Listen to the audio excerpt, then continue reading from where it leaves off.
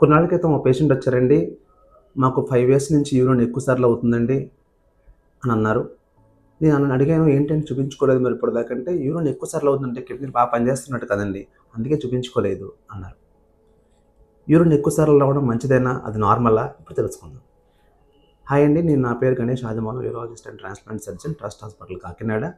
Urine ఎక్కువ సార్లు అవ్వడానికి రకరకాల కారణాలుంటాయండి. అందులో యాంగ్జైటీ వల్ల అప్పుడప్పుడు టెంపరరీగా మనం యూరిన్ ఎక్కువ సార్లు అవ్వచ్చు. అంటే మనం టెన్షన్‌లో ఉన్నప్పుడు యూరిన్ ఎక్కువ సార్లు అవుతుంది. అదొక కారణం అండి.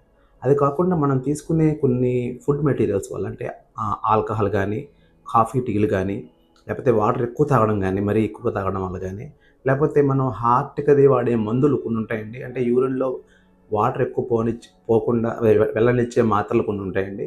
దానివల్ల ఏంటంటే యూరిన్ ఎక్కువ తయారవుతుంది. సో, ఆల్కహాల్ తీసుకోవడం వల్ల గానీ, కాఫీ, టీల వల్ల గానీ, డయూరెటిక్స్ అంటాం వీటిల వల్ల గానీ యూరిన్ ఎక్కువ తయారవుతుంది. దీనివల్ల ఎక్కువ సార్లు యూరిన్ వస్తుంది.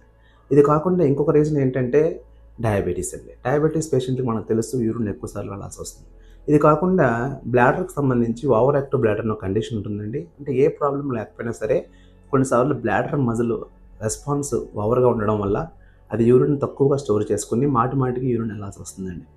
ఇది కాకుండా యూరిన్ ఇన్ఫెక్షన్. యూరిన్ ఇన్ఫెక్షన్ ఉన్న పేషెంట్స్‌కి కూడా యూరిన్ మంటతో పాటు యూరిన్ అర్జెంట్ అవ్వడం, యూరిన్ ఎక్కువ సార్లు అవ్వడం అవి కూడా జరుగుతాయండి. ఇది కాకుండా యూరిన్ అది బ్లాడర్‌లో గానీ, లేకపోతే యూరిన్ పైప్‌లో గానీ చిన్న చిన్న స్టోన్స్ ఉన్నప్పుడు గానీ, అటువంటప్పుడు ఏమవుతుందంటే అండి యూరిన్ ఎక్కువ సార్లు వెళ్ళాల్సొస్తుంది. దీంతో పాటు మంట కూడా కొన్నిసార్లు ఉంటుంది.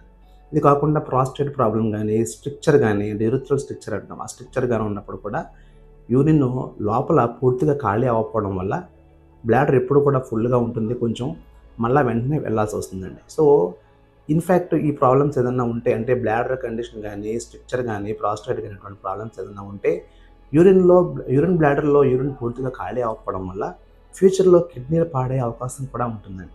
సో, నేను ఆ పేషెంట్‌కి చెప్పాను, మీకు ప్రాస్టేట్ సమస్య ఉందండి. అందువల్ల యూరిన్ లోపల మిగిలిపోతుంది. మిగిలిపోవడం వల్ల మళ్ళా మళ్ళా వెళ్ళాల్సొస్తుంది.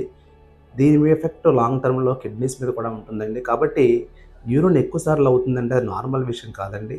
వీలైనంత త్వరగా యూరాలజిస్ట్‌ని కలిసి చూపించుకోవాలని అతను చెప్పడం జరిగిందండి. ఇదండి ఈరోజు వీడియో. మరో మంచి వీడియోతో మళ్ళీ కలుద్దాం. అంతవరకు సెలవు. Take care. By by.